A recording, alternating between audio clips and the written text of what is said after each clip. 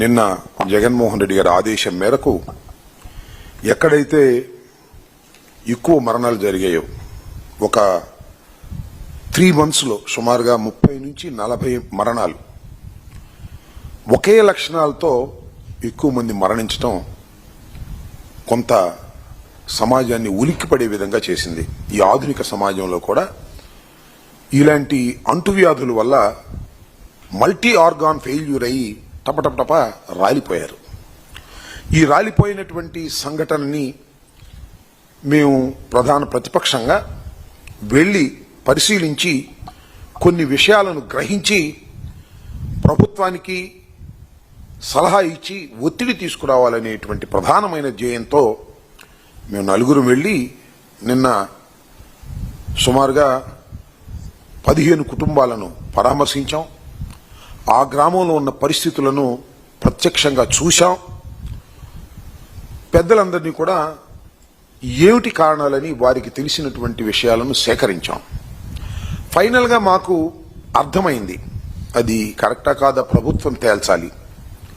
Contamination, water contamination వలన ఈ వ్యాధులు వచ్చాయి అనేది ప్రాథమికంగా మాకు అనిపించిన సమాచారం. ఈ తప్ప రైటా ప్రభుత్వం నిర్ణయించుకోవాలి. ఈ వాటర్ కంటామినేషన్ ఎందుకు వచ్చింది ఆ గ్రామంలో? ఆ గ్రామంలో ఇందాక డాక్టర్ గారు చెప్పినట్టుగా ఒక పెద్ద గుంట ఉంది, సంజీవయ్య గుంట అని.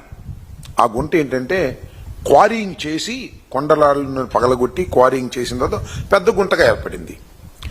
అది ఒక చెరువులాగా ఏర్పడింది. దానిలోకి నీళ్లు ఎక్కడొస్తాయంటే కొండ మీద నుంచి జారి వర్షం పడ్డప్పుడు వస్తాయి. కొండ మీద నుంచి జారి వర్షం పడ్డప్పుడు వచ్చేటప్పుడు అక్కడంతా కూడా బ్లాస్టింగ్ జరుగుతూ ఉంటుంది. ఆ బ్లాస్టింగ్ మెటీరియల్ కూడా దానిలో కలుస్తూ ఉంటుంది. కలిసి అదంతా గుంటలో చేరి ఆ గుంట ఇంకిపోదు, కింద కూడా రాయే కాబట్టి అలా మురిగిపోతూ ఉంటుంది. వాటర్ హెడ్ ట్యాంక్ కి దీన్ని రీసెంట్గా ఇప్పుడు ఇంతకుముందు చేయలే, రీసెంట్గా ఈ వాటర్ హెడ్ ట్యాంక్ పంపించారు. పంపించి డిస్ట్రిబ్యూషన్ లైన్స్కి ఇచ్చారు. ఎందుకు ఇచ్చారంటే తాగునీరు కాదు, వాడుకోవడానికి ఇచ్చారు. మరి వాడుకున్నారో ప్రజలు, తాగారో మనకు తెలియదు. దీనివల్లనే ఈ కంటామినేషన్ వచ్చింది, ఈ ఎపిడమిక్ వచ్చింది అనేది మాకు సాధారణంగా అనిపించినటువంటి అంశం. దీనివల్ల ఇంతమంది చనిపోయారు. అసలు వాటర్ ఎందుకు ఎక్కించారు ఆ పాడుబండి గుంటలో నుంచి అనేది ఇక్కడ ప్రశ్న. దీని మీద ఎంక్వైరీ చేయవలసినటువంటి బాధ్యత ప్రభుత్వానికి ఉంది. వరుసని టపటప మరణిస్తూ ఉంటే ఇంతవరకు కూడా కళ్ళు తెరిచి చూడలేదు. 31వ తారీఖు నుంచి అక్కడ క్యాంప్ పెట్టారు డాక్టర్స్ని. అప్పుడే బీచ్కి వెళ్ళారు. నిన్న మేము వెళ్ళాం. మొన్న ఎప్పుడో వెళ్దామని మేము ప్రయత్నం చేశాం. నిన్న వెళ్ళటం జరిగింది. మేము వస్తున్నామని తెలిసిన తర్వాత మాత్రమే ప్రభుత్వ యంత్రాంగం కదిలింది. నిన్న ఉదయమే ఎమ్మెల్యే గారు వెళ్ళారు. ఇవాళ ఏదో ఎంపీ గారు మరి ఆరోగ్య శాఖ మంత్రి గారు వెళ్తున్నారు అన్నారు. ఎంతవరకు వెళ్లారో మాకు తెలియదు. అక్కడ పరిస్థితులన్నీ మేము గమనించింది ఏమిటంటే ప్రధానంగా అక్కడ ఒక పల్లె వెళ్ళాం. అక్కడ ఒక మహిళ చెప్పింది, ఏమండి ఈ వైఎస్ఆర్ ప్రభుత్వం ఉన్నప్పుడు మా ఊళ్ళో బెల్ట్ షాప్ ఒకటి కూడా లేదండి. ఇప్పుడు మా ఊళ్ళో 5 బెల్ట్ షాపులు ఉన్నాయి, 3 మా పల్లెలోనే ఉన్నాయి. టపటప దొరుకుతుందండి మద్యం, మంచిలు అయితే దొరకటం లేదండి అనేటువంటి ఆవేదన ఆమె వ్యక్తం చేసింది. దీన్ని బట్టి మాకు అర్థమవుతుంది ఏంటంటే మందు మాత్రం విచ్చలవిడిగా ఇస్తున్నారు, మంచినీళ్లు మాత్రం ఇవ్వడం లేకపోతున్నారు. కేవలం ఆ ట్యాంకులోంచి వచ్చేటటువంటివే కొనుక్కోవాలన్నా కూడా పేద ప్రజానీకం కొద్దిగా ఇబ్బంది పడుతున్నటువంటి సందర్భం. నేను ఇక్కడ ఒకటి గుర్తు చేస్తాను మీ అందరికీ కూడా. చంద్రబాబు నాయుడు గారు చాలాసార్లు చెప్పాడు, గుర్తుంది కదా, బెల్ట్ షాప్ పెడితే బెల్ట్ తీస్తా అన్నాడు.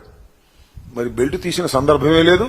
నిజంగా ఎందుకు ఈ విషయాన్ని ఇక్కడ ప్రస్తావన చేస్తున్నానంటే మందు బాబులకు ఈజీగా ఇన్ఫెక్షన్ వస్తుంది, షుగర్ ఉన్న వాళ్ళకి ఈజీగా ఇన్ఫెక్షన్ వస్తుంది.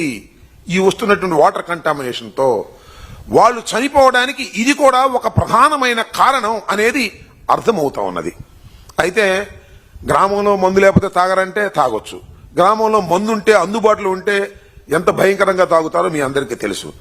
గ్రామాల్లో బెల్ట్ షాపులు పెట్టడం వలన ఇలాంటి ప్రమాదాలు జరుగుతూ ఉన్నాయి. దీన్ని ప్రభుత్వం గమనించవలసినటువంటి అవసరం ఉన్నది. కేవలం ఇది మానవ తప్పిదంతోనే జరిగిందనేది మాకు వచ్చినటువంటి ఇన్ఫర్మేషన్. ఏదో ప్రభుత్వాన్ని విమర్శించాలని కాదు. ఆ గ్రామంలో మరణాల పట్ల ఒక వాస్తవాన్ని మేము ప్రజలకు చెప్పాలనే ఉద్దేశంతోనే మేము వెళ్ళాం తప్ప ఇదేదో చంద్రబాబు నాయుడు గారి నెత్తి మీదో లేకపోతే అక్కడ ఉన్నటువంటి పాలకుల నెత్తి మీదో వెయ్యాలనేది కాదు. నిండు ప్రాణాలు 30 నుంచి 40 వరకు పోయాయి. అన్నీ ఒకే కేసు, మల్టీ ఆర్గాన్ ఫెయిల్యూర్. తీసుకువెళ్ళడం హాస్పిటల్కి, అక్కడ ట్రీట్మెంట్ చేయడం, ఇంటికి వచ్చిన చచ్చిపోవడం, కొంతమంది అక్కడ చచ్చిపోవడం. అలో లక్షణ అని ఏడుస్తున్నటువంటి కుటుంబాలను పరామర్శించినప్పుడు చాలా బాధేసింది. చిన్నపిల్లలు ఉన్నారు, 40 ఏళ్ల వ్యక్తులు చనిపోయారు. సరే 70 ఏళ్ల వ్యక్తులు చనిపోయారు, అది వేరే విషయం. 80 ఏళ్ల వ్యక్తులు, 40-45 ఏళ్లు ఉన్నటువంటి వ్యక్తులు కూడా ఈ మల్టీ ఆర్గాన్ ఫెయిల్యూర్ వల్ల చనిపోయినప్పుడు ఎంత కుటుంబం ఎంత బాధపడుతుందో ఒకసారి ఆలోచించాలని కూడా మనం చేస్తున్నాం. దాని మీద ప్రభుత్వానికి మేము డిమాండ్ చేసాం, తక్షణమే ఆరోగ్య శాఖ మంత్రి గారు రావాలి, దాన్ని పరిశీలించాలి అన్నాం. మరి వాళ్ళు వస్తామన్నారు, మరి వచ్చారో రాలేదో మాకు తెలియదు. That is our demand. Number 2, మీరు మంచినీళ్ళని ఫ్రీగా ఇవ్వండి. ఏది మినరల్ వాటర్ శుభ్రపరిచినటువంటి నీరుని కొంతకాలం ఆ గ్రామానికి. రాష్ట్ర వ్యాప్తంగా ఈ గ్రామం అనేది ఒక ప్రమాదకరమైన గ్రామంగా తయారైంది కాబట్టి మంచినీళ్లను తక్షణమే మీరు ప్రతి ఇంటికి కూడా ఇన్ని లీటర్లను ఇచ్చేటటువంటి ప్రయత్నం మీరు చేయండి. It is an emergency. Number 2, మందు అక్కడ లేకుండా చేయండి, బెడ్ షాపులు తీసేయండి. 3వది, ఎవరైతే చనిపోయారో పేద ప్రజానీకం వారికి కాంపెన్సేషన్ ఇవ్వండి. ఇది మానవ తప్పిదం వల్ల జరిగింది తప్ప వారి దురదృష్టం వల్ల జరగలేదు, ఇది సహజ మరణాలు కాదు అనేది నిర్ధారణ అవుతుంది. వారే చెప్తున్నారు, వారి పత్రికలే చెప్తున్నాయి. కాబట్టి దీని మీద అంతేకాకుండా డాక్టర్ గారు నాకు చెప్పినట్టుగా అక్కడ ఇన్ఫెక్టెడ్ డిసీజెస్ డాక్టర్ ఒక ఆయన ఉన్నాడు, చక్రవర్తి గారని. ఆయన కూడా ఆ మధ్యన ఏం చెప్పండి, మెలీడియోసిస్ అనేది నిర్ధారణ చేశారు ఆయన, ఎక్కడో బాంబే పంపించి. అది చాలా ప్రమాదకరమైనటువంటి అంటువ్యాధి, వాటర్ ద్వారా వస్తుంది. అది అక్కడ కేసు రిజిస్టర్ అయిందని చెప్తున్నారు ఇంతకు ముందే. ఇలాంటి ప్రమాదకరమైనటువంటి ఆగస్ట్ 31 ఆయన చెప్పారు. ఇది ఇంత ప్రపంచం అంత దృష్టి పెట్టకముందే ఒక డాక్టర్ గారు చెప్పినటువంటి సందర్భం. ఆయన కూడా ఇన్ఫెక్టెడ్ డిసీజెస్ కి సంబంధించినటువంటి గుంటూరులో స్పెషలిస్టు, పెద్ద హాస్పిటల్. ఆయన దీన్ని ఐడెంటిఫై చేసినటువంటి సందర్భం. అప్పటి నుంచి కూడా ఇంతవరకు మరి ఏమి మీరు దాని మీద తీవ్రమైనటువంటి చర్య తీసుకున్నటువంటి సందర్భం లేదు. కాబట్టి ఆ చనిపోయినటువంటి కుటుంబాలను ఆదుకునేటటువంటి ప్రక్రియలో ఈ ప్రభుత్వం ముందుకు రావాలనేది మా డిమాండ్ గా చెప్తూ ఉన్నాం. అంతేకాకుండా విచిత్రమైన విషయం ఏంటంటే ఆ ఊర్లో మంచినీరు దొరకదా అంటే అద్భుతమైన మంచినీరు దొరికింది. బోర్లలో ఏంటో తెలుసా, ఆ తురకపాలెం నుంచి సుమారుగా కొన్ని లక్షల లీటర్లు వ్యాపారం జరిగింది. ఏం వ్యాపారం తెలుసా, పెద్ద బోర్లు వేస్తారు నాబోటోడు, అక్కడ ఆ బోర్ల నుంచి ట్యాంకులకు అమ్ముతాడు. ఆ ట్యాంకులేమో గుంటూరు హాస్పిటల్స్కి, గుంటూరు హోటల్స్కి మంచినీళ్ళకి సరఫరా చేస్తారు క్యాష్తో. ఆ ఊరు అది ఒక పెద్ద బిజినెస్. భూగర్భంలో ఉన్నటువంటి నీరుని తోడుకొని అమ్ముకునేటటువంటి బిజినెస్ ఉన్నటువంటి ప్రాంతం అది. అక్కడ వాటర్ కంటామినేట్ అయ్యి మంచినీళ్ళు లేక 40 మంది చనిపోయారంటే సిగ్గుపడదా ఈ ప్రభుత్వాన్ని అడుగుతా ఉన్నా. ఆ గ్రామంలో ఏం కట్టడి చేస్తున్నారని అడుగుతా ఉన్నా. ఇంత దుర్మార్గమైనటువంటి కార్యక్రమాలు నిర్వహిస్తున్నటువంటి ఈ ప్రభుత్వం మరి వారికి సహాయం చేయకపోతే ఎలా ఉంటుంది ఒకసారి ఆలోచించమని మనం చేస్తున్నాం. ఈ విధంగా కేవలం ప్రభుత్వం యొక్క నిర్లక్ష్యం వల్ల శానిటేషన్ లేదు. శానిటేషన్ ఉంటే ఇది రాదు, ఆ వాటర్ ఎక్కించకపోతే ఇది రాదు. ఇది మా ప్రాథమికమైనటువంటి సమాచారంతో మేము కంక్లూడ్ చేస్తున్నటువంటి అంశం. లేదు భిన్నంగా ఉందంటే చెప్పమనండి. ఆ మంత్రి ఆయన ఎమ్మెల్యే గారు అంటాడు జగన్మోహన్ రెడ్డి గారి టైంలోనంట శానిటేషన్ లేదని అందుకని ఇప్పుడు వచ్చిందంట. సిగ్గుండాలి మాట్లాడటానికి. ఇలా తప్పుడు ప్రతి జగన్మోహన్ రెడ్డి గారి ప్రభుత్వం మీద 14 మాసాలు అయిపోయినా కూడా జగన్మోహన్ రెడ్డి గారి ప్రభుత్వం మీద, వైఎస్ఆర్ కాంగ్రెస్ ప్రభుత్వం మీద బురద జల్లి తప్పుకోవాలనుకోవటం సరైనటువంటి విధానం కాదు. తక్షణమే ఈ ప్రభుత్వం స్పందించాలి, వారి కాంపెన్సేషన్ ఇవ్వాలి, వాటర్ ఫ్రీగా ఇచ్చేటటువంటి కార్యక్రమం ఇవ్వాలి, తాగునీరు. అక్కడ ఉన్నటువంటి బెల్ట్ షాపుల్ని రద్దు చేయాలి. రద్దు చేయటం ద్వారా కొంత మేరకు మళ్ళా తిరిగి వ్యాధి విపరీతం కాకుండా ఉంటుంది. కాబట్టి తక్షణమే ప్రభుత్వం ఆ చర్య తీసుకోవాలి.